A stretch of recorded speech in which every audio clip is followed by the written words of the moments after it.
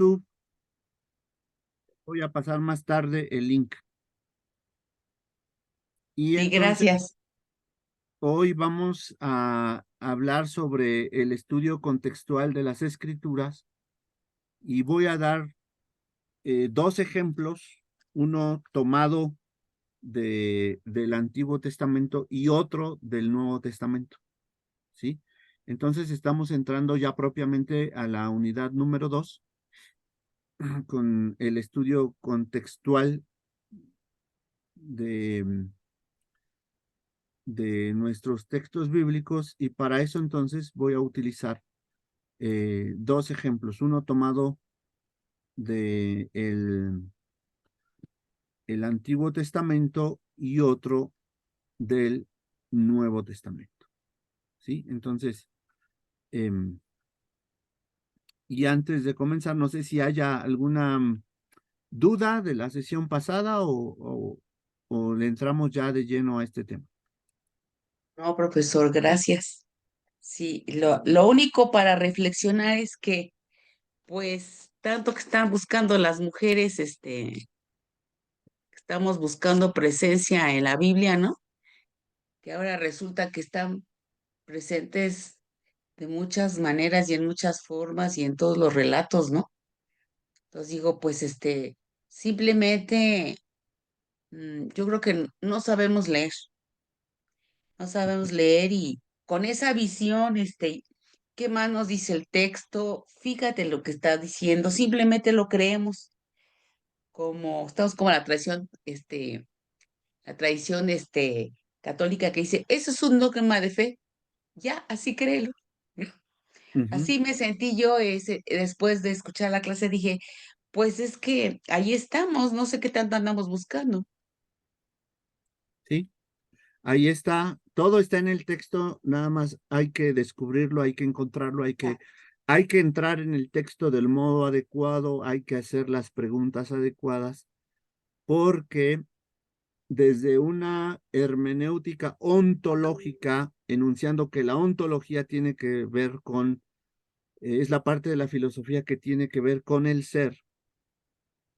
Una hermenéutica ontológica es la que nos abre el texto a una adecuada interpretación del mismo, pero también a una autointerpretación.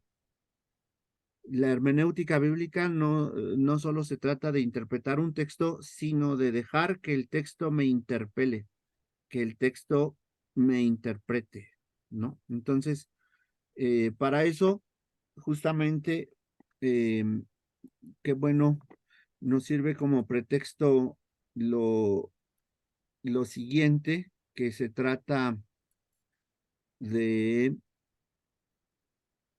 de la creación de Eva. ¿Por qué la creación de Eva es tan importante? Nada más denme un segundo porque los controles de Zoom no me dejan manipular. Listo, entonces vamos, ¿se está compartiendo la diapositiva? Sí, sí, sí, Muy sí. bien, entonces, em, como decía, vamos a entrar al estudio contextual de las escrituras, y para eso voy a tomar dos ejemplos, uno del Antiguo Testamento y uno del Nuevo Testamento, y es esta cuestión de la mujer, obra maestra de la creación. Ujú. Y pues vamos entonces a decir lo siguiente sobre esto. La formación del ser humano. Cuando leemos la Biblia en español, tanto Adán como Eva son creados. Sin embargo, en el hebreo original hay una diferencia significativa. Cuando Adán es creado, se usa el verbo yatzar, este verbo que está aquí. El hebreo se lee de derecha a izquierda. Yatzar dice aquí. Y ese verbo está en Génesis 2:7 y dice en la Reina Valera 60 lo siguiente. Entonces Jehová Dios formó al hombre del polvo de la tierra y sopló en su nariz aliento de vida, y fue el hombre un ser viviente.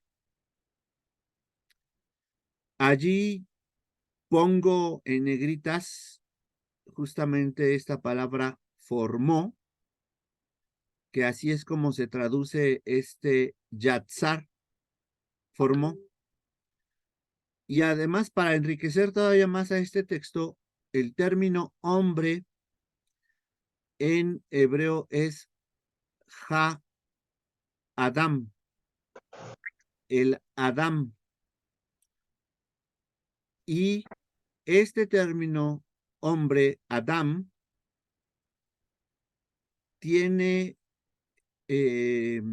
una asonancia con polvo de la tierra, porque polvo de la tierra se dice en hebreo Adama. Entonces, nuestro texto bíblico diría, entonces Jehová Dios formó al Adam de la Adama y sopló en su nariz aliento de vida y fue el hombre un ser viviente. Pero aquí no quiero enfocarme tanto en el término Adam y Adama como en el término Yatzar, formó. Y Yatzar en hebreo significa él modeló, es decir, Dios modeló. Y este es el mismo verbo que aplica para un alfarero que modela cuencos de arcilla, que modela jarros, vasos, lo que hace un alfarero con el barro. Por defecto, el verbo yatzar es la palabra para la creación divina y aparece varias veces en los primeros capítulos del Génesis. El otro verbo que en hebreo se aplica para crear es bara, que aparece en la primera frase con que se abre la Biblia en hebreo, en el libro de Génesis, que dice Bereshit bara Elohim. Dios creó en el principio. Y la palabra bara es un verbo que se aplica a Dios en su función de creador. Y el otro verbo que se aplica para una creación divina, pero en este caso asociado al modelaje del barro, es yatzar. Y entonces aquí tenemos que preguntarnos por qué la creación de Eva es tan importante. Ahí le falta un artículo. ¿Por qué la creación de Eva es tan importante? Y entonces vamos a encontrar la respuesta aquí. La mujer es obra maestra de la creación.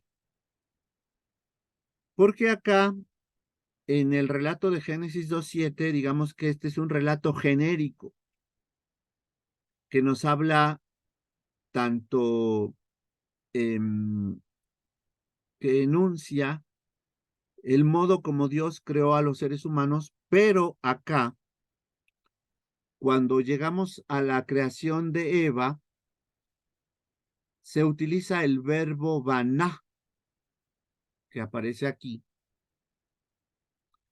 y el verbo baná en hebreo significa él construyó. ¿Sí? Entonces, el verbo yatzar aparece en Génesis 2:7 y el verbo baná aparece en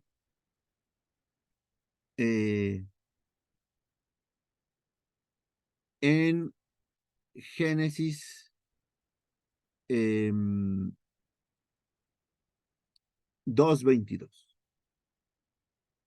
Y Génesis 2:22 en la Reina Valera dice: y de la costilla que Jehová Dios tomó del hombre, hizo una mujer y la trajo al hombre. Allí nosotros podríamos intercambiar el verbo hacer por el verbo construir.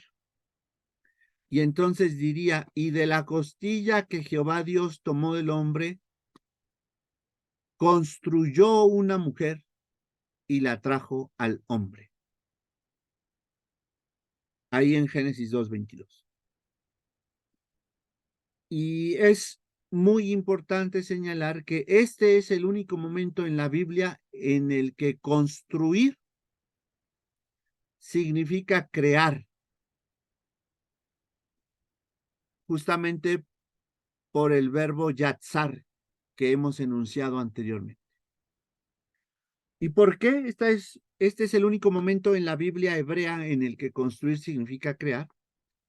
Pues porque el verbo baná, que significa construyó, está relacionado con la palabra biná, que está aquí también. Biná, que significa inteligencia. Ajá. Y pues formulamos la siguiente pregunta: ¿acaso esto sugiere que Eva es inferior a Adán por haber sido creada por haber sido construida o creada de una de las costillas del hombre? Al contrario, desde el principio la mujer fue dotada de un sentido superior de conocimiento. Y hoy cuando se estudia el tema de la inteligencia de los hijos, algunos autores dicen que la inteligencia de los hijos se hereda de la mamá. Yo creo que la inteligencia de los hijos se hereda de ambos, pero traigo eso a colación porque hay algunas investigaciones que plantean esa cuestión. Y entonces aquí vamos a encontrar una conexión con el Mesías, con el Salvador. ¿Y cuál es la conexión que vamos a encontrar con el Mesías? Bueno, la creación de Eva nos recuerda otro famoso pasaje bíblico que presenta la palabra biná, que justamente, como he dicho, biná significa inteligencia. Y es que el profeta Isaías, escribiendo sobre el futuro Mesías, dice que un brote crecerá del tronco de Isaí, de ese árbol que fue cortado hasta la raíz y se quedó nada más un tocón. Dice Isaías 11:2, sobre él reposará el espíritu del Señor, el espíritu de sabiduría y de inteligencia. Y ahí vuelve a aparecer la palabra biná en Isaías 11:2. De tal manera que Eva, al igual que el Mesías, notemos, comenzó como una rama. Eva comenzó como una rama de Adán. El Mesías comenzó como como una rama, como un retoño del tronco cortado de Isaí, el padre de David. Y entonces, esa rama era una extensión de algo grandioso. Dotada de sabiduría divina, biná, la mujer preparó el escenario, esa mujer que fue construida por Yahvé, preparó el escenario para futuras generaciones de empoderamiento femenino. Y justamente son estos matices en el texto primario los que lo hacen tan interesante de entender.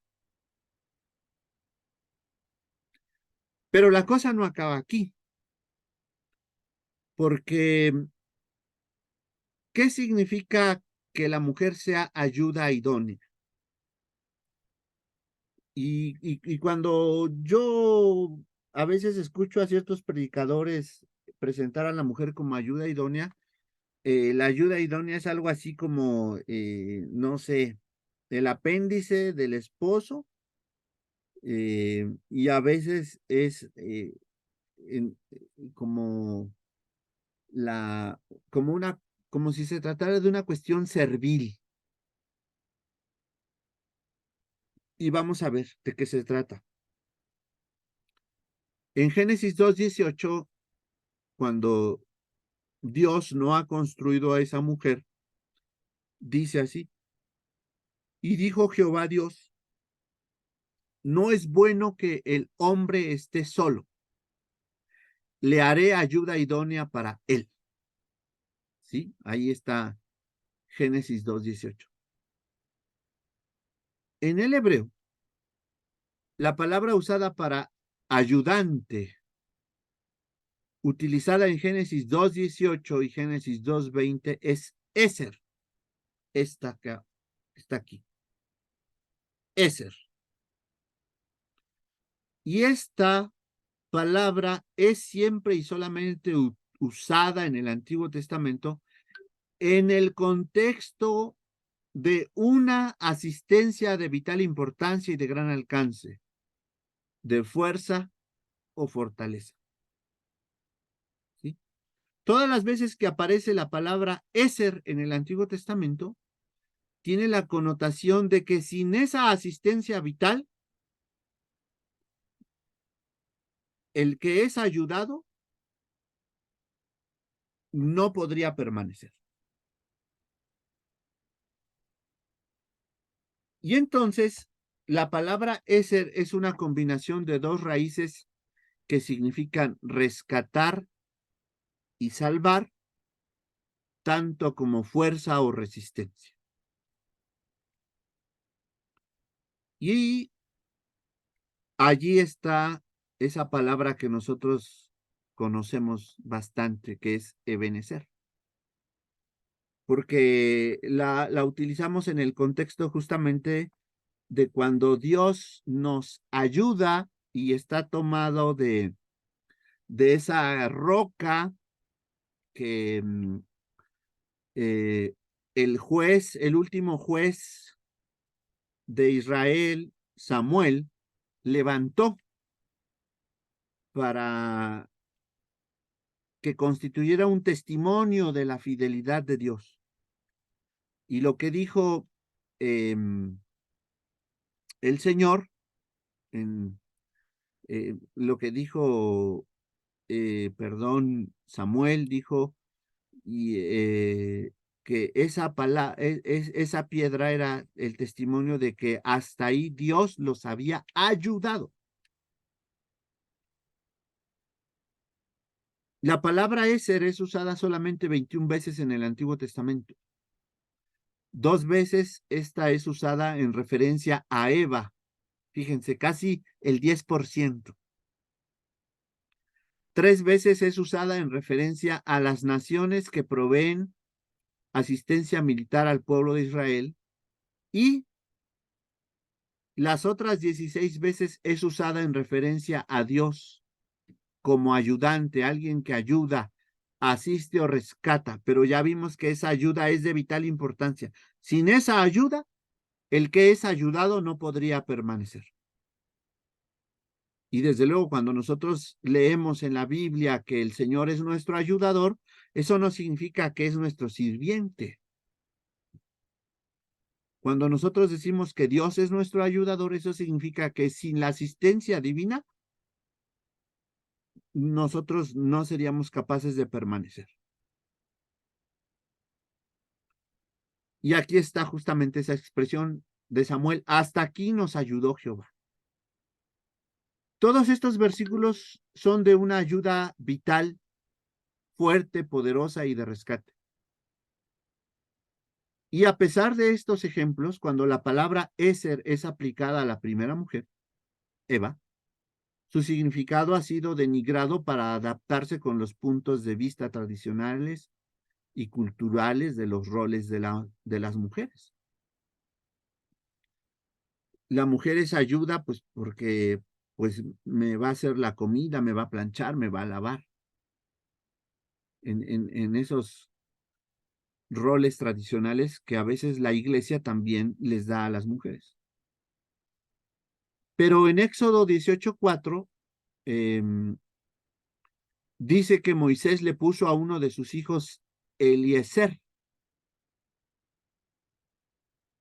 que en el hebreo significa Dios es mi ayuda. Dios es mi ayudador. Y este versículo va a explicar por qué Moisés le pone nombre, le pone ese nombre, le pone de nombre a su hijo Eliezer. No porque Dios sea el servidor o el siervo de Moisés, sino porque Dios había liberado a Moisés de la espada del faraón. Éxodo 18:4 dice así en la Reina Valera. Y el otro se llamaba Eliezer, porque dijo, el Dios de mi padre me ayudó y me libró de la espada del faraón. La palabra Eser entonces describe aspectos de la personalidad de Dios. Él es nuestra fuerza, nuestro salvador, nuestro protector y nuestra ayuda. Y Eser fue la palabra escogida por el Espíritu Santo para describir a la primera mujer.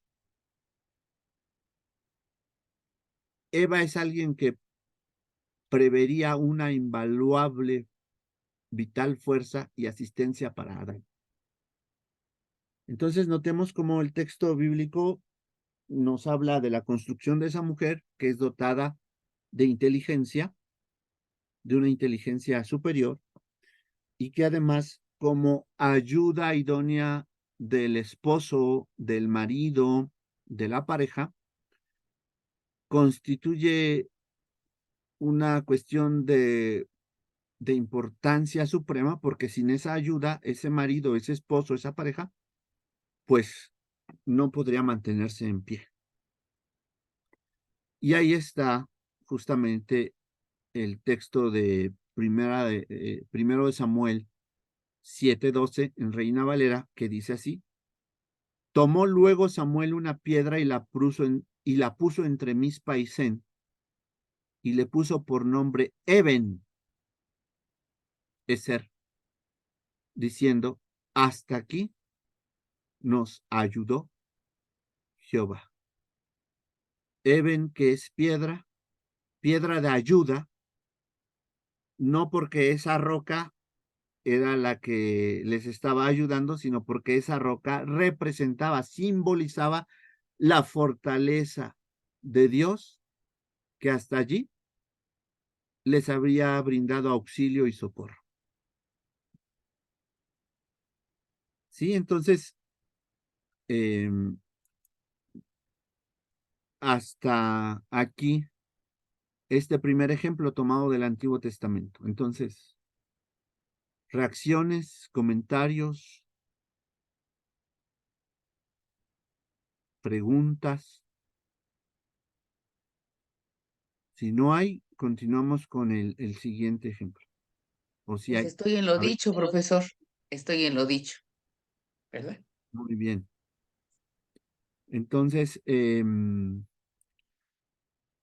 aquí está un ejemplo de un estudio contextual de, de un par de textos bíblicos. La hermenéutica nos brinda esas herramientas, junto con la exégesis, para hacer esa interpretación Y entonces, ahora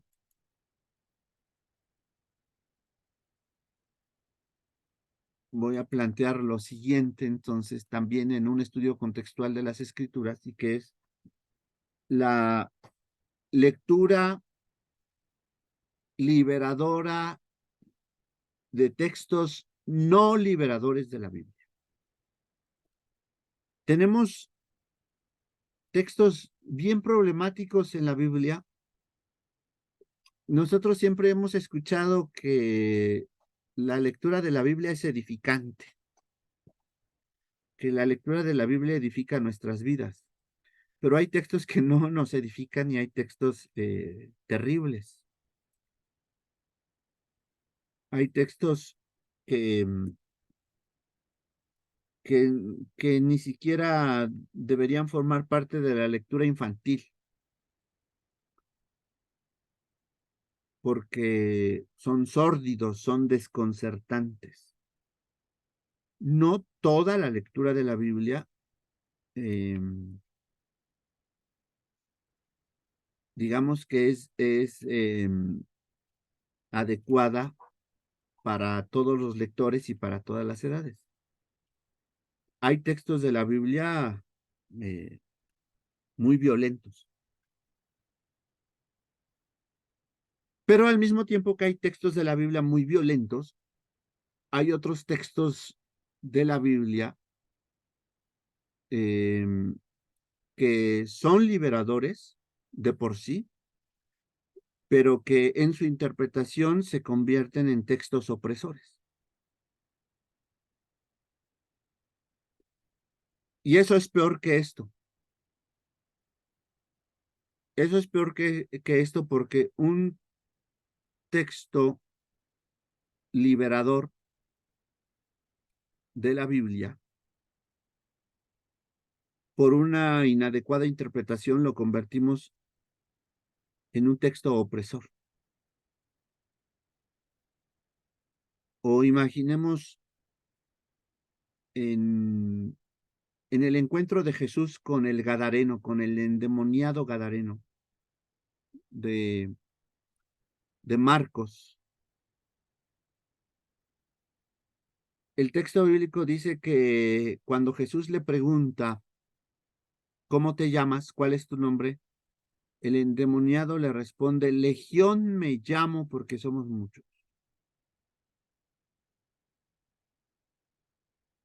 Y en la respuesta del endemoniado Gadareno está toda una declaración de principios porque el Evangelio de Marcos está criticando al poder opresor militar romano, constituido en las legiones. Y nosotros hemos dejado de hacer una lectura política de ese texto para decir que eran muchos los demonios que tenía ese hombre, porque una legión tenía muchos soldados. Pero ese texto está criticando al ejército. Y por eso está utilizando un término latino, el término de las legiones. Y entonces vamos a entrar a este tema de lectura liberadora de textos no liberadores. Y dice Miguel Ángel de la Torre en este libro, Leer la Biblia desde los marginados, dice lo siguiente. Cuando la cultura dominante hace que su realidad se convierta en la norma para el resto del mundo, la Biblia es domesticada y, consecuentemente, deja de ser relevante. Mientras Estados Unidos fue un país homogéneamente blanco, de clase media y protestante, solo ocupó una interpretación, la suya. Y se rechazó cualquier otra, especialmente si suponía un desafío a la cultura dominante revestida de poder y privilegio. Esas exégesis eran consideradas bien erróneas, bien carentes de rigor científico.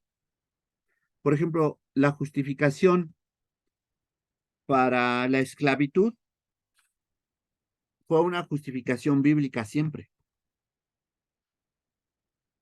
La justificación que Israel utilizó, que el pueblo de Israel en el Antiguo Testamento utilizó para conquistar a los cananeos, fue Génesis 9 del versículo 18 al 29, que luego le vamos a entrar a ese texto. Y esa fue la justificación que los israelitas utilizaron para conquistar a los cananeos, para echarlos de su tierra, para matarlos, para violar a sus mujeres, para asesinar a sus hijos y para apoderarse de las tierras y de las casas de los cananeos. Pues bien, ese mismo texto de Génesis 9, 18 al 28 fue el texto que los esclavistas europeos utilizaron para conquistar al continente africano. Porque hay una maldición sobre los descendientes de Cam, los cananeos y los egipcios, los negros. Y ahí se justificó. Por eso es lo que está aquí diciendo Miguel Ángel de la Torre, ¿no? Cuando la mayoría blanca estadounidense imponía una interpretación de la Biblia a la minoría negra estadounidense, que además había sido ya llevada a Estados Unidos como esclavos bajo una justificación bíblica. Y lo mismo hicieron los franceses, los belgas, los holandeses, los ingleses, todas las naciones europeas que conquistaron África, o los españoles y portugueses que conquistaron América, todos utilizaron una justificación bíblica para someter a los indígenas y para matar en nombre de Dios. Y entonces encontramos textos problemáticos en la Biblia, tanto en el Antiguo como en el Nuevo Testamento. Tanto el Antiguo como el Nuevo Testamento contienen numerosos textos nada liberadores, al contrario, son discriminadores, vengativos, injustos. Y aquí hay algunos ejemplos muy violentos. En Deuteronomio 21, 18 al 21, y por eso es muy importante que en nuestra lectura de la Biblia nosotros distingamos aspectos eminentemente culturales que están pasados de moda y que no podrían tener una aplicación en la actualidad, no solo porque son de una cultura distinta a la nuestra, sino porque son contrarios al Evangelio. Deuteronomio 21, 18 al 21 dice, si alguien tiene un hijo desobediente y rebelde, que no hace caso de lo que le dicen sus padres y que ni siquiera cuando lo castigan los obedece, sus padres deberán llevarlo ante el tribunal de los ancianos de la ciudad y decirles, nuestro hijo es desobediente y rebelde. La Reina Valera dice, contumaz y rebelde. No nos obedece en nada, es un pervertido y un borracho. Entonces todos los hombres de la ciudad lo matarán a pedradas. Así acabarán ustedes con la maldad que haya en medio de su pueblo y, al saberlo, los israelitas sentirán temor. ¿Qué tal? Un texto muy violento que llama a asesinar a un hijo por rebelde. Y dicho sea de paso, no encontramos en el Antiguo Testamento algún relato de que esto se haya aplicado, que algún padre o alguna madre haya justamente hecho esto con algún hijo. No lo tenemos, pero ahí está en la legislación del Antiguo Testamento. Y aquí tenemos dos ejemplos del Nuevo Testamento. Uno de 1 Corintios 14 que dice, siguiendo la práctica general de las comunidades cristianas, las mujeres deben guardar silencio en las reuniones de la iglesia porque no les está permitido hablar. Deben estar sometidas a sus esposos, fíjense, como manda la ley. Si quieren saber algo, pregúntenlo a sus esposos en casa, porque no está bien que una mujer hable en las reuniones de la iglesia. Y luego las naciones occidentales se escandalizan cuando ven a una mujer musulmana con su burka. Dicen, ay, pero qué bárbaros son los musulmanes. Bueno, pero aquí está esto de que las mujeres deben callar en la iglesia. No les está permitido hablar, deben estar sometidas. Y de ahí viene eso de calladita te ves más bonita. 1 Timoteo 2, 11, 15. También en torno a la mujer. Textos profundamente misóginos.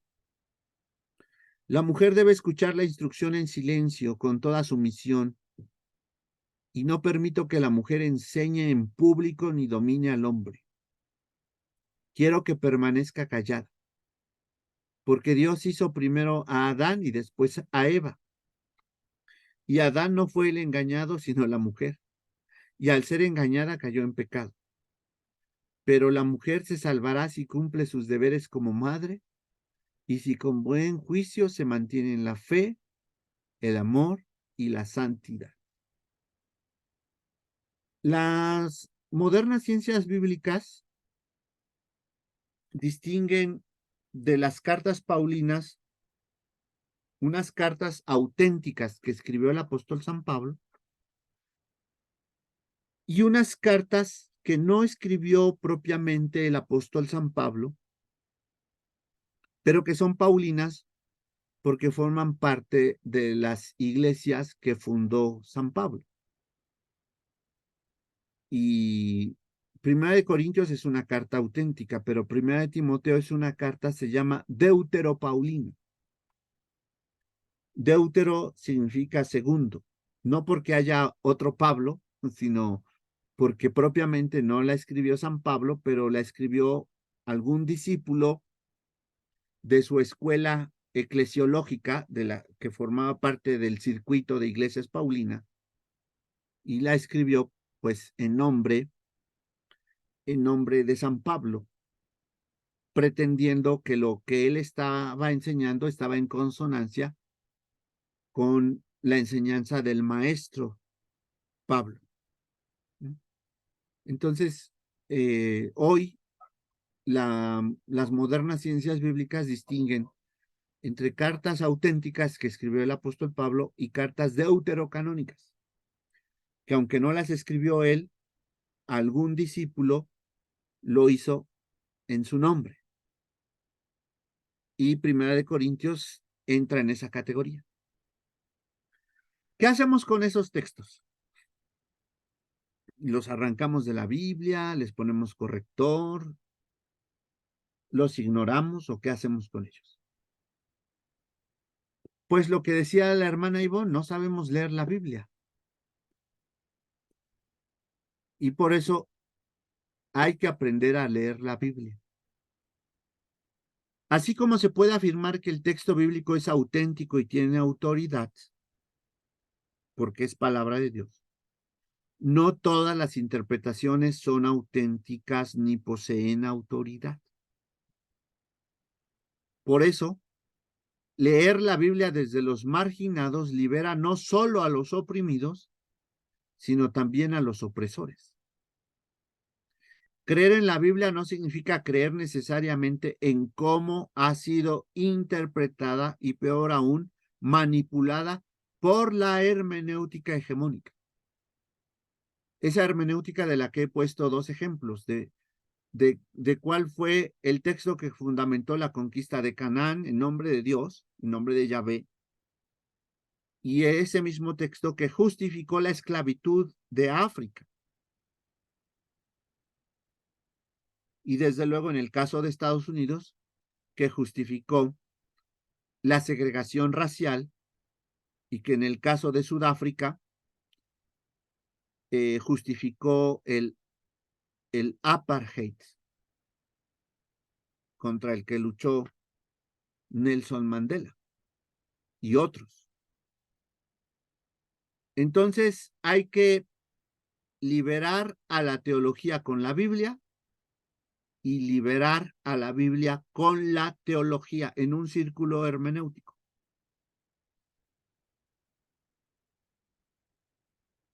Y como dice Juan Luis II en Liberación de la Teología, el cristianismo es una religión bíblica. ¿Y qué significa eso?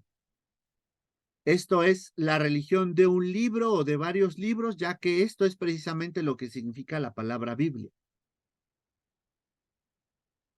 Esto significa también que la teología no puede desviarse por su cuenta de ese camino, del sendero que le señala la Biblia, sino volver repetida e indefinidamente a interpretar el mismo libro.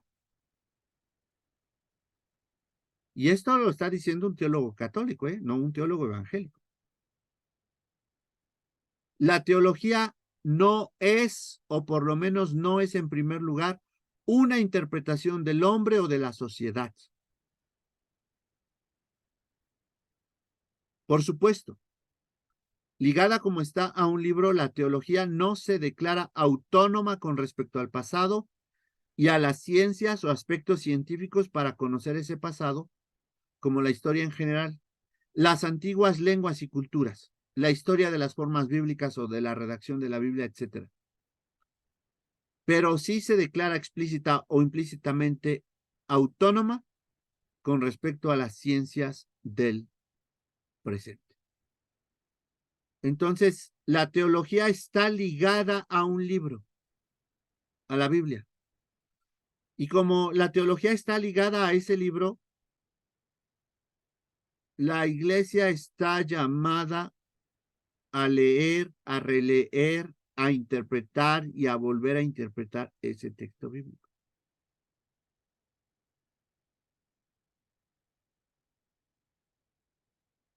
Y por ejemplo, vamos a darnos cuenta que hay una teología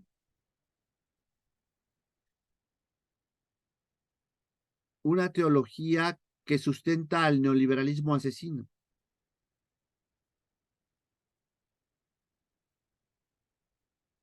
Toda doctrina económica está sustentada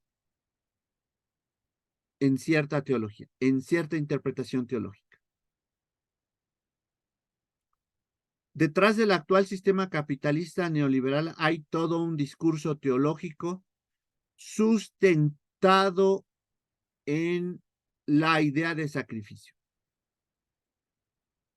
Por eso la iglesia tiene que inventar nuevas categorías teológicas para hablar de la muerte vicaria de Jesús en la cruz.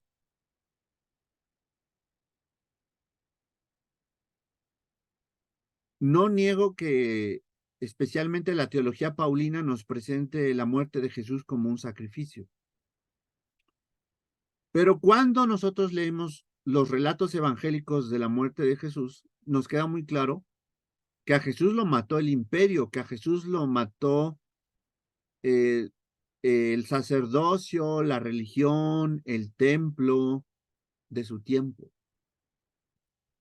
Y hay que señalar eso. Si se acude en este ensayo a la teología para sustentar alguna reflexión y crítica en torno a ella, no es haciendo un acercamiento dogmático a la misma, sino como lugar epistemológico incluso para la filosofía. Esta porción de la diapositiva la he tomado de un capítulo de un libro que se publicó en 2018, donde yo contribuí con un capítulo. les voy a dejar el link del libro en el Classroom para que lean ese capítulo que yo escribí y para que la siguiente semana me entreguen un reporte sobre eso. Por eso estoy diciendo aquí, si se acude en este ensayo, en este caso es el capítulo de un libro, a la teología para sustentar alguna reflexión y crítica en torno a ella,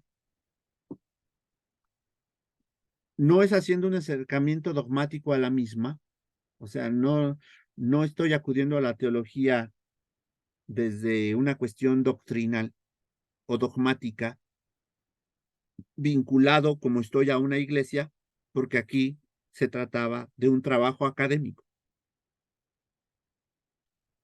sino como lugar epistemológico, es decir, la epistemología es la parte de la filosofía que se encarga del conocimiento, pero particularmente el conocimiento científico, ¿no? Y entonces, cuando hablo aquí de la teología como un lugar epistemológico, es decir, lo que la teología puede aportarle a la filosofía en una crítica al capitalismo neoliberal. En este orden de ideas, Walter Benjamin reconoció que en el capitalismo podría encontrarse una auténtica religión. Y es muy importante señalar esto porque la teología de la prosperidad que hoy se predica en muchas iglesias, la teología de la prosperidad no es otra cosa sino la introducción del capitalismo neoliberal al ámbito eclesiástico.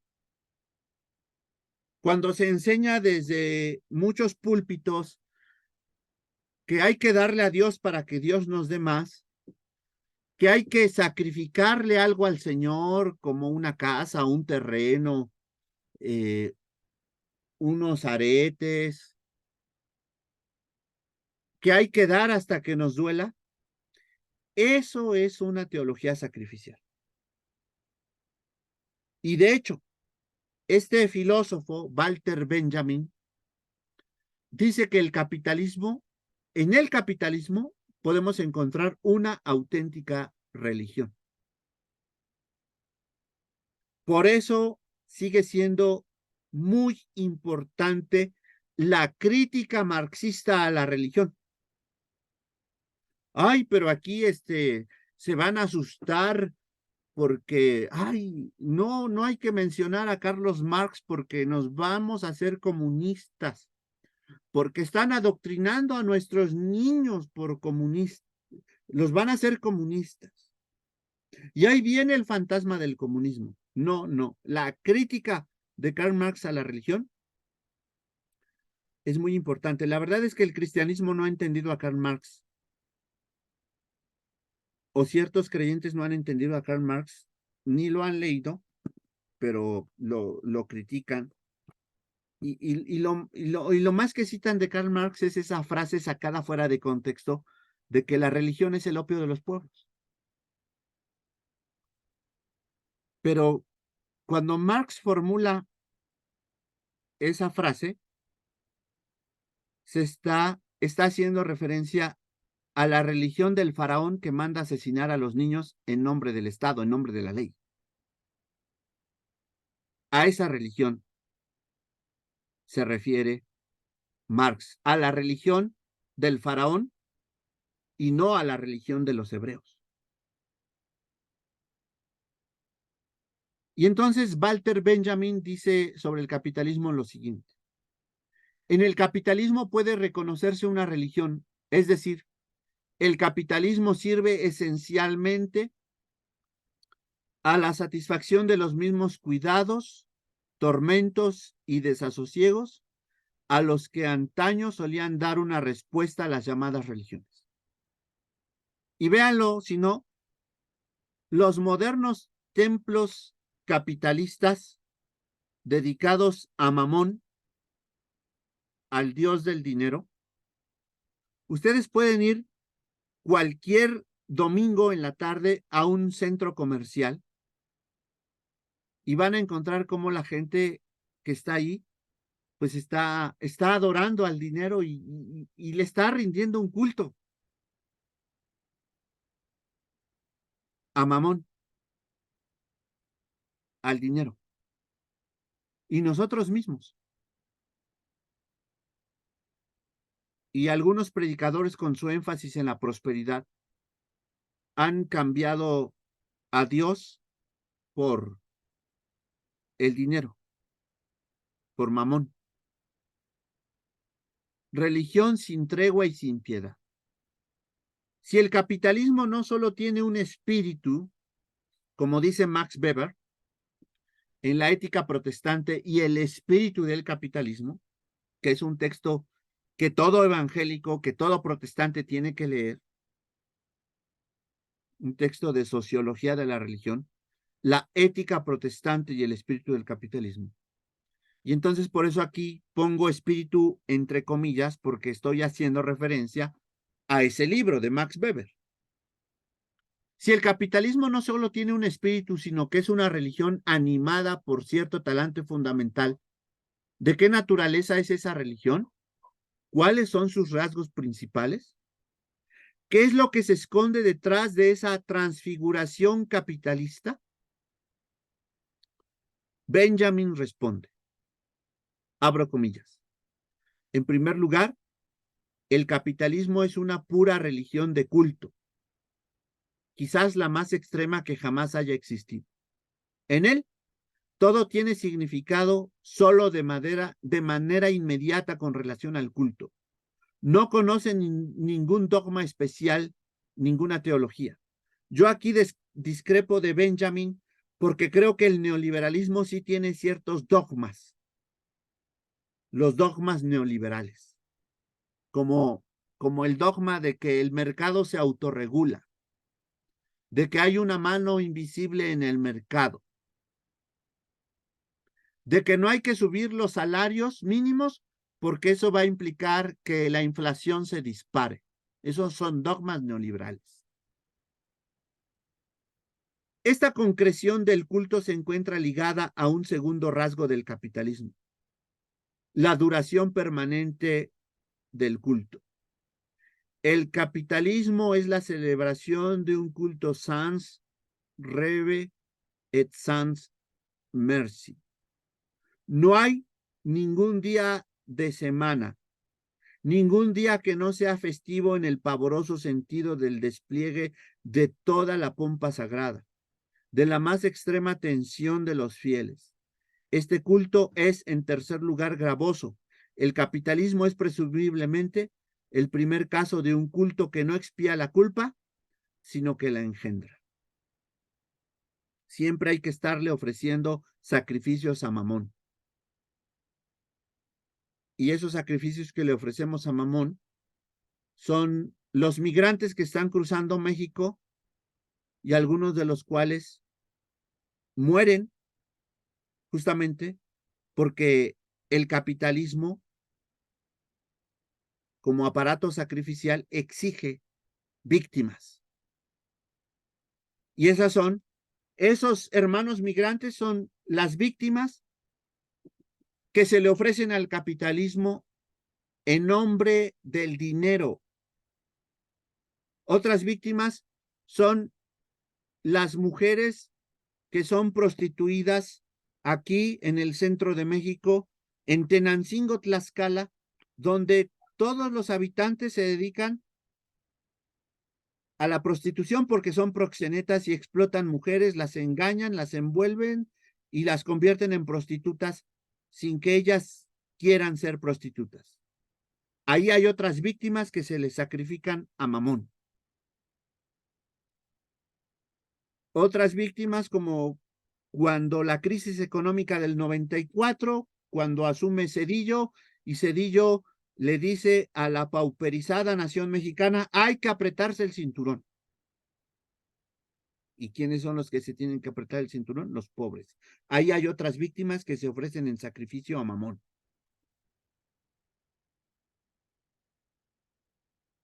Y entonces el capitalismo es un parásito del cristianismo. Si es verdad que el capitalismo es una liturgia sin tregua y sin pausa, sin misericordia, ¿cómo fue que se convirtió en ese aparato sacrificial tan sofisticado que día y noche no cesa de ofrecer seres humanos en holocausto a Mamón?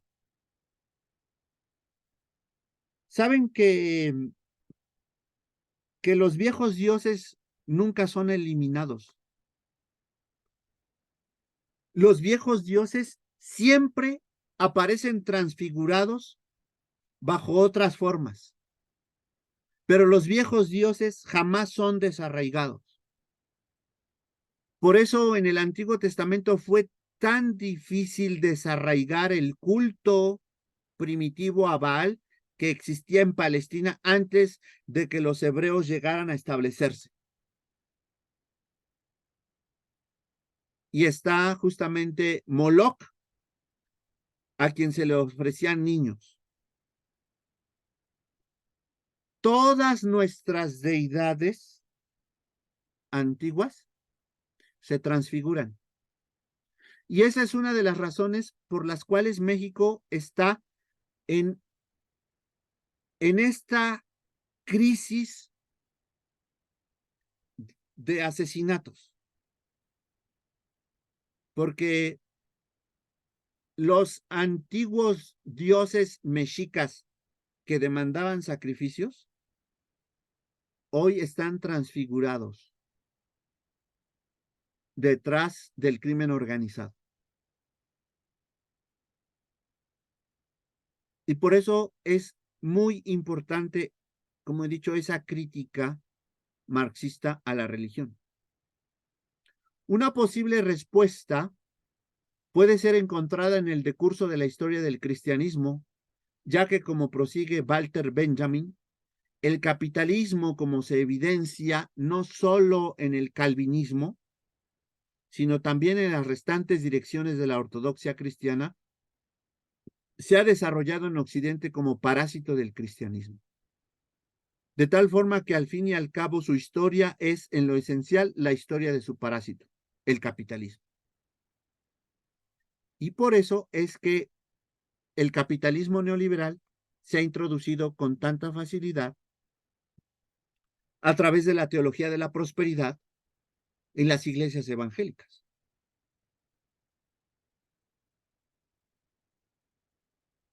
Cur Deus homo. Esa palabra en latín significa ¿por qué el Dios hombre? Y es una palabra de San Anselmo, que cuando él, en un libro que se llama así, Cur Deus Homo en latín, ¿por qué el Dios hombre? Refiriéndose a por qué Jesús se encarnó y sobre todo por qué Jesús murió en la cruz, lo explica a partir de lo siguiente. Y por eso yo les decía que el capitalismo tiene un sustento sacrificial y por eso explicaba que el cristianismo debe formular nuevas categorías teológicas para hablar de la muerte sacrificial de Jesús. En la interpretación benjaminita, es decir, de Walter Benjamin, el capitalismo no podría explicarse sin el cristianismo, del cual es un absceso. ¿Qué relación existe entonces entre teología cristiana y el capitalismo salvaje? ¿Hay algún vínculo entre la representación de pecado y deuda? Al parecer, la idea de deuda impagable se originó primero en el cristianismo y de ahí pasó a su parásito, el capitalismo. ¿Saben que esta idea de la deuda externa proviene de este libro de San Anselmo, Cur Deus Homo? ¿Por qué? En este sentido fue el teólogo medieval Anselmo de Canterbury quien propuso la idea de entender las doctrinas de la salvación, es decir, la soteriología, y de la humanización de Dios, de la encarnación del Verbo, desde el concepto de una deuda impagable. en cur Deus homo. ¿Por qué Dios se hizo hombre? Y es que San Anselmo lo que propone ahí es que el pecado es una deuda que el ser humano ha adquirido con Dios y esa deuda es impagable. Y como es una deuda infinita, tiene que ser Dios quien la pague, porque Dios es infinito, como la deuda que el ser humano ha adquirido. Y entonces hay que preguntarnos si la muerte de Jesús es un sacrificio. A partir de aquella obra, San Anselmo entiende que, abro comillas, esta es una cita de Philippe Julian, dejarás a tu padre y a tu madre, un texto de psicoanálisis que yo invito a leer, porque también les voy a preparar una clase, no lo anoté en el sílabo, pero voy a preparar una sesión de interpretación psicoanalítica de la Biblia, porque pues yo también estudié psicología. Y dice entonces Philippe Julian, la muerte de Jesús es un sacrificio. Jesucristo muere en la cruz por la voluntad del Padre. Si el Padre no interviene y no muestra su omnipotencia para salvarlo de los verdugos, es porque el sacrificio del Hijo es necesario. Es donación, ofrenda de sí mismo para unir a los hombres. Estos han pecado desde Adán y Eva, y Jesús paga por la humanidad la deuda que ella es incapaz de saldar. Este es un texto de psicoanálisis, ¿eh? Pero quien propuso esto fue San Anselmo de Canterbury, en Cur Deus Homo. ¿Por qué Dios se hizo hombre? Y dice, continúa este psicoanalista, Philippe Julian, así se realiza y se satisface la justicia de Dios Padre. Él es el Todopoderoso, entregando a su Hijo a la muerte para que sus nuevos hermanos adoptivos se sacrifiquen después de Él, identificándose con Él. ¿Qué tal? Deuda inconmensurable, es decir, impagable. Según esa elucidación, por su pecado el ser humano había adquirido una deuda inconmensurable con su creador. Esta es la interpretación de San Anselmo de Canterbury de la doctrina de la salvación, de la soteriología. Por tanto, incontable. Pero la justicia de Dios exigía la plena satisfacción de esa deuda por otro hombre como Adán. Pero por otra parte, el único que podía pagarla era Dios mismo, porque se trataba de una deuda ilimitada que un simple ser humano nunca podía cancelar, nunca podía pagar. Esta simplificación de la teoría soteriológica de San Anselmo es lo que sustenta una teología sacrificial que fundamenta al capitalismo neoliberal, responsable de miles de muertes de especies en el mundo, no solo de seres humanos, sino de la creación, asesino. Pero que sea un experto teólogo el que mejor explique lo que más adelante se va a problematizar en este apartado. Y dice justamente Justo González, este historiador de la Iglesia, en Historia del Pensamiento Cristiano, dice lo siguiente sobre la interpretación de San Anselmo de Canterbury. Anselmo rechaza la teoría según la cual el propósito de la encarnación y pasión de Cristo fue librar al hombre de su esclavitud al diablo o pagar una deuda contraída con él, es decir, con el diablo. Eso es lo que está rechazando San Anselmo. El propósito de la encarnación es ofrecer satisfacción por una deuda, sí, pero no al diablo, sino a Dios. Dios no puede sencillamente perdonar esta deuda, pues eso sería capitular ante el desorden. Pero el humano es incapaz de satisfacer por sus pecados, pues lo más que puede hacer es el bien, y eso no es más que su deber. Y aquí Justo González cita a San Anselmo. Cuando das algo a Dios de lo que le debes, aunque no hayas pecado, no debes considerarlo como una satisfacción de tu deuda. Y continúa Justo L. González. Luego, el humano, quien debe dar la satisfacción, es incapaz de ello, porque es, como hemos dicho, es una deuda inconmensurable, es una deuda impagable, es una deuda eterna. Solo Dios puede dar una satisfacción que sea digna de su honra violada. Solo el humano, por otra parte, puede satisfacer con justicia por el pecado humano. En consecuencia, esta satisfacción que no puede dar más que Dios, ni debe darla más que el hombre, síguese que ha de darla necesariamente un Dios hombre.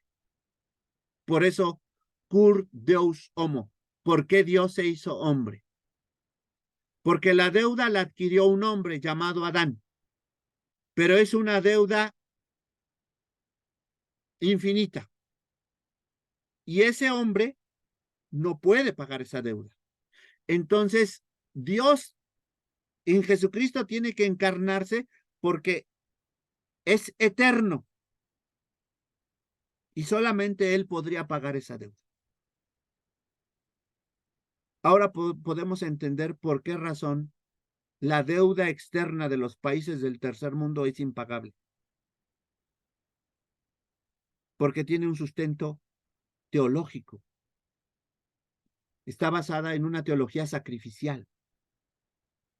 Está basada en la teoría de San Anselmo de que le debemos a Dios, que hemos adquirido una deuda con Dios por nuestro pecado, como si Dios fuera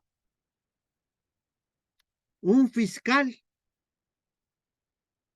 como si Dios fuera un contador y llevara un libro contable y ahí está anotando nuestros pecados y esa es la idea que muchos tienen de Dios.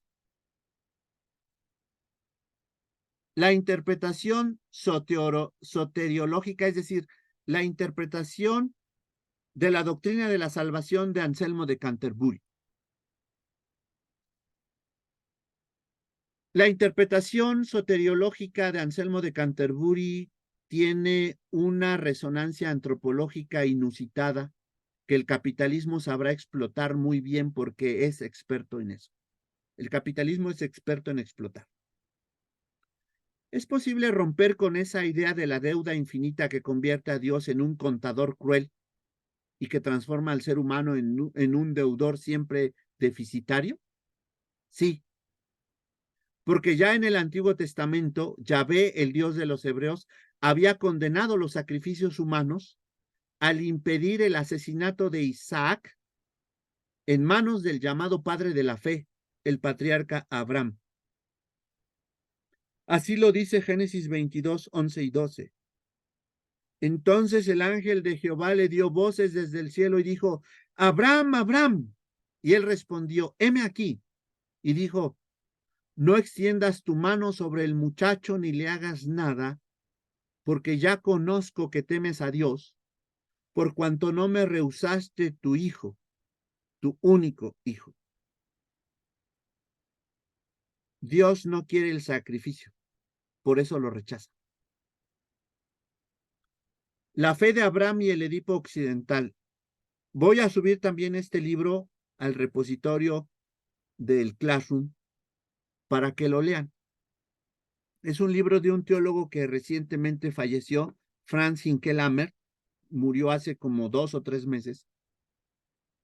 Y entonces, él dice que Occidente se sustenta en 2 sacrificios. El asesinato del hijo por parte del padre, que sería el relato de Génesis 22, y el asesinato del padre por parte del hijo, que sería la tragedia griega de Edipo, que Edipo se casa con su mamá y mata a su padre. Entonces Franz Hinkelhammer dice que Occidente está sustentado en esos dos sacrificios, en la muerte del hijo en manos del padre y en la muerte del padre en manos del hijo. Franz Hinkelhammer interpreta en un sentido contrario aquel relato del supuesto sacrificio de Isaac. Dice Hinkelhammer, aparece la ambigüedad de la consideración de la fe de Abraham, por un lado, como una fe que consiste en la decisión de no matar a su hijo, y por el otro, en la decisión de matarlo, quedando ésta en el mero campo de las intenciones. Por un lado, la fe que no mata, y por el otro, la fe que muestra su fuerza al mostrar su disposición de matar. Estas frases, pues ahora veo que temes a Dios, ya que no me negaste a tu hijo, el único que tienes. B, y no me has negado a tu hijo, el único que tienes. Invierten completamente el sentido de la historia. Franz Hinkelhammer dice que Génesis 22 originalmente no era el llamado de Dios a asesinar a su hijo. ¿Por qué dice eso Franz Hinkelhammer? Claro, eso supone que el significado de la frase no me negaste a tu hijo es haber estado dispuesto a matarlo. Posiblemente ese es realmente su sentido, aunque no sea necesariamente así. Ponen la obediencia en la voluntad de matar a Isaac, no en el hecho de que Abraham se pone por encima de una ley que lo obliga a matar a su hijo. Si quitamos estas dos frases como lo hemos hecho, la obediencia de Abraham está en no haber matado a su hijo. Estas frases que están aquí señaladas como A y B, si ustedes las eliminan del texto bíblico, el texto bíblico significa que la fe de Abraham consiste en no haber estado dispuesto a matar a su hijo. Además, este texto, si este texto significa lo que aparentemente dice tal como está redactado en Génesis 22, nos pondría a Yahvé en el mismo nivel del faraón en Éxodo 1, que ordena matar a los niños. Yahvé, en Génesis 22, sería igual al faraón. Y yo creo que ahí hay mucho que decir al respecto. Agar e Ismael. Note, lector avesado, que ante la posible muerte de Ismael en Génesis 21, porque Génesis 21 y Génesis 22 tenemos que leerlos juntos. Por eso digo aquí, note, lector avesado, que ante la posible muerte de Ismael, a causa de la sed que está experimentando en el desierto, el hijo primogénito de Abraham, su madre Agar lo abandona a su suerte, pero Yahvé lo salva igual que a Isaac. Dice Génesis 21, 15 al 20. Y le faltó el agua del odre y echó al muchacho debajo de un arbusto y se fue y se sentó enfrente a distancia de un tiro de arco porque decía, no veré cuando el muchacho muera. Y cuando ella se sentó enfrente, el muchacho alzó su voz y lloró. Y oyó Dios la voz del muchacho y el ángel de Dios llamó a Agar desde el cielo y le dijo, ¿qué tienes, Agar? No temas, porque Dios ha oído la voz del muchacho en donde está. Levántate, alza al muchacho y sosténlo con tu mano, porque yo haré de él una gran nación. Entonces Dios le abrió los ojos y vio una fuente de agua y fue y llenó el odre de agua y dio de beber al muchacho y Dios estaba con el muchacho y creció. Dios rescata a Ismael de la muerte, igual que a Isaac, porque Dios no quiere sacrificios. Yahvé no solicitó la muerte de Isaac. Esa interpretación, eso, la solicitud de la muerte de Isaac provino de los sacerdotes que ofrecían sacrificios de animales en el templo. En este sentido, el psicoanalista francés, nuevamente Philippe Julian, advierte que una vez aceptada la prueba divina de ofrecer en sacrificio al hijo, Yahvé puede responderle con el rechazo. Un ángel detiene la mano de Abraham que portaba el cuchillo, porque Dios no quita la vida que ha dado como lo exige Moloc. Si Yahvé estuviera pidiendo la muerte del hijo, Yahvé no solo estaría en el mismo nivel del faraón, según Éxodo 1, Yahvé estaría al mismo nivel de un ídolo, de un falso dios como Moloc, que exigía el sacrificio de los hijos. También al condenar a los nefandos reyes de Israel que pasaron por el fuego a sus hijos para ofrecerlos a Moloc, Dios cananeo ignominioso, Deuteronomio 18:10 dice, no se ha hallado en ti quien haga pasar a su hijo o a su hija por el fuego. El sacrificio de Isaac iba a ser en el fuego. Y están esos relatos paralelos de Segundo de Reyes 17:17, Segundo de Reyes 21:6, Segunda de Crónicas 33:6. Estos versículos bíblicos enuncian la prohibición bíblica de asesinar a sus hijos ofreciéndolos en holocausto a Yahvé o a algún otro dios, tal como refiere Franz Hinckelamert. Y finalmente está el caso de la hija de Jefté.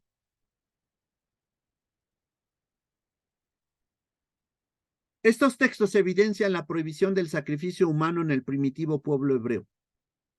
Un asunto particular y excepcional es el del sacrificio en holocausto de la hija de Jefté. En Jueces 11, 29 al 40. La cruenta realidad muestra que el neoliberalismo como establishment, como religión establecida, sacrifica a sus hijos y ancianos, a familias enteras al excluirlos, al confinarlos a la pobreza. Se trata de una manera de infringir la muerte desde el hambre y la desnutrición, al negar el consumo básico y universal para saciar las necesidades primarias de alimentación. Esto lo dice María Luisa Melero en Muerte en Mizpah, el caso de la hija de Jefté. El giro anselmiano. En el caso del Nuevo Testamento, este presenta a Jesús de Nazaret, quien como profeta había proclamado al inicio de su ministerio un año de gracia, o sea, el año del jubileo, donde se perdonaban todos los empréstitos, todas las deudas. Lucas 4:19. Confronten Lucas 4:19 con Levítico 25:10 al 11 y van a ver que el año del jubileo, el año agradable del Señor, es el año en que se perdonan todas las deudas. Quien además enseñó el perdón total de las deudas, tanto en la parábola del perdón completo, en Mateo 18:23 al 35, como en la oración por antonomasia, el Padre Nuestro, y perdónanos nuestras deudas, como también nosotros perdonamos a nuestros deudores. Notemos entonces que Jesús no está pensando en Dios como un contador, como Anselmo lo pensó. No obstante, la enseñanza clara de su fundador, la teología cristiana giró en un sentido contrario a esta idea original. El clímax de este cambio dentro del cristianismo se da con Anselmo de Canterbury, como bien lo analiza y critica el teólogo alemán Franz Hinckelamert.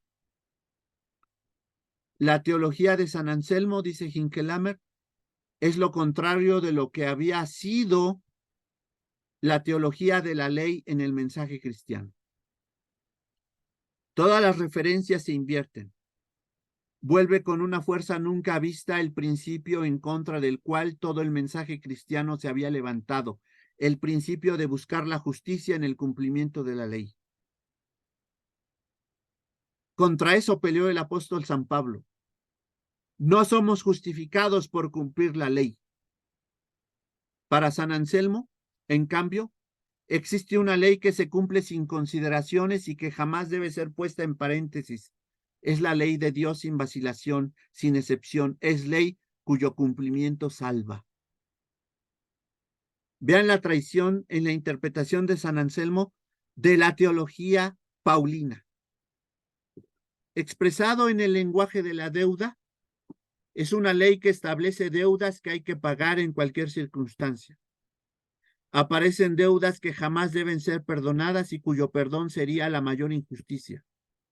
Aparece un Dios que por justicia no puede perdonar las deudas porque ello sería una violación de la ley que es justa. Mientras en el mensaje cristiano el hombre justo es aquel que perdona las deudas, ahora en Anselmo el hombre justo es aquel que paga todas sus deudas. ¿Qué tal? Esto lo dice Franz Hinkelammer en Sacrificios Humanos y Sociedad Occidental, Lucifer y la Bestia. A partir de la anterior consideración puede observarse que hay de hecho un sustento teológico en la lógica del pago de la deuda externa, eterna, de los países subdesarrollados o economías emergentes, los países del tercer mundo, porque esas deudas están hechas para ser pagadas una y otra vez, pero sin liquidarse nunca. La Eucaristía, tal como la entiende la teología católico-romana, es el sacrificio incesante del Hijo de Dios en el altar. En cada misa que ofrecen los católicos, cada misa es el sacrificio de Jesús. En todas las misas se ofrece a Jesucristo en sacrificio en el altar. Mientras que la teología protestante entiende que Jesús, el Cordero de Dios que quita los pecados del mundo, Juan 1:29 y Juan 1:36, ha ofrecido una vez para siempre un solo sacrificio por los pecados, según Hebreos 10:12. Los protestantes apelarán al pago total de la deuda, pero una vez y para siempre.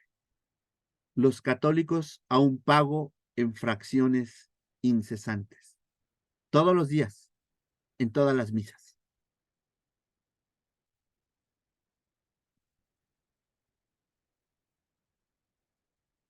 Bueno, comentarios. La próxima clase les voy a presentar otro ejemplo del Nuevo Testamento sobre ese tema de la teología sacrificial, ese tema de la teología de la prosperidad, que está tan inserto, que está tan metido en muchos púlpitos, en muchas predicaciones y en muchas iglesias.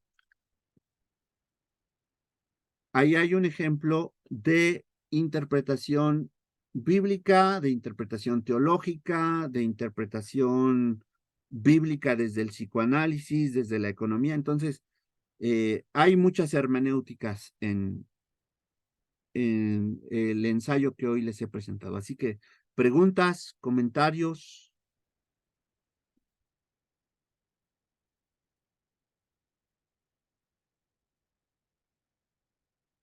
Está apagado su micrófono, hermana Ivonne. No sé si usted está hablando. Estoy pensando en voz baja, y digo en voz alta, digo, ¿qué le puedo yo decir? No sé.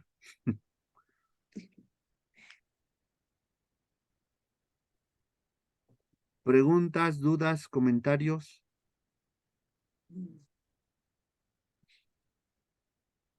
Pues yo digo que todo esto que usted nos está diciendo, de alguna manera, algunos lo conocemos, pero hemos preferido estar ahí, ¿no? O sea, porque no me queda la menor duda que nuestros dirigentes tengan cierta visión de esto y sin embargo, pues les conviene, ¿no? O conviene, yo no sé de qué manera les conviene, pero pues nosotros al estar ahí, nosotros aceptamos eso, ¿no? De alguna manera, ¿no? Y a veces hay cosas que dicen en el púlpito que dice uno, híjole, el pastor ahora sí, híjole, ¿qué sabe qué le pasó? Pero no estoy de acuerdo, ¿no? Y uno se da cuenta que están forzando el texto bíblico, y dice, no, pues, no, ahora sí lo manipuló, pero seguimos ahí, ¿no? Seguimos ahí, entonces de alguna manera nos hacemos copartícipe de todo lo que nos está diciendo. Claro, claro, nosotros mismos somos cómplices a veces de esas lecturas.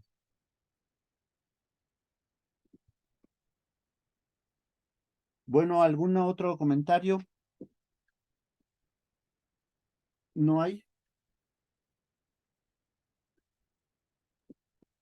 Buenas Entonces, tardes. buenas tardes, sí. Adelante, Perdón, Arnulfo. perdón, profesor. Pues yo un comentario, digamos que me dejó un poquito desconcertado algunas eh, interpretaciones a como la tradición o mi tradición las ve, pero concuerdo con algunas o me faltaría asimilar otras. Por ejemplo, digo, o me llamó más la atención esta del capitalismo, pero pues no sé si tomarlo en algunos puntos que sí se interpreta un poquito mal, pero a la vez como que yo lo veo, por ejemplo, en las actividades que se realizan con jóvenes o con niños, que están muy descuidadas y para eso, pues afortunadamente en algunas congregaciones en las que yo he participado, pues ponen el pero de no hay para esto, necesitamos tener pintura para arreglar el templo, tenemos esto. Y para unas actividades, digamos, recreativas o de enseñanza para los jóvenes y niños, no hay esa parte. Entonces, ahorita con lo del capitalismo que usted dijo, eh, me, me está zumbando mucho, porque yo digo, bueno, entonces, ¿hasta qué punto es bueno o qué tanto no es tan malo el poder apoyar o buscar esa parte del capitalismo, ¿no? En general. De hecho, hay que hacer énfasis, digamos, en las ofrendas ordinarias que forman parte de, de nuestra mayordomía cristiana. Yo no estoy criticando acá la mayordomía cristiana, de que todos somos responsables del sostenimiento de la iglesia, del sostenimiento del pastor, sino yo estoy pensando más bien en, en ese énfasis que muchas iglesias evangélicas ponen en el tema del dinero, donde, donde no hay una adecuada administración de los recursos económicos. Hablo de mi tradición, de la tradición reformada, de la tradición presbiteriana, donde eh, desde luego se recogen ofrendas y diezmos, pero esa recolección la hace un administrador que la iglesia ha nombrado al que llama tesorero, y el tesorero tiene que rendir informes bimestrales de las entradas y las salidas. Y esas ofrendas, esos diezmos, pues son para el mantenimiento de la iglesia, para las actividades propias que la iglesia debe desarrollar, entre las cuales está, desde luego, la manutención del pastor. Sé que hay iglesias que a veces no les alcanza, ¿no? Porque están muy marginadas. Pero lo que yo estoy criticando acá es justamente esta cuestión del abuso que hay en ciertas iglesias neopentecostales o carismáticas, donde todo el énfasis recae en el dinero, el dinero y el dinero, y ese recurso, ¿quién se queda con esos recursos? Pues el pastor. El pastor se queda con todo el diezmo porque esa es la parte que le corresponde al siervo. Eso forma parte de lo que él dice de la bendición de Dios, ¿no? A ese abuso es a lo que me estoy refiriendo, pero también la otra cosa es que el capitalismo neoliberal tiene un sustento teológico, esa idea del sacrificio, y por eso ponía el ejemplo de a quiénes sacrificamos. Y hoy sacrificamos a los migrantes, hoy sacrificamos a las mujeres. O sea, el capitalismo exige sacrificios. Sacrificamos a todos esos africanos que tienen que cruzar el Mediterráneo para llegar a Europa, y lo que Europa quiere de África son sus inmensos recursos naturales, sus metales raros para producir autos, su agua, su oro, sus diamantes. Pero a los habitantes de África que han sido empobrecidos por esa explotación, ahí sí les cerramos la puerta y a ellos no los aceptamos. Que Europa demanda los recursos de África, pero no quiere a esos pobres que están en esa condición por la explotación, ¿no?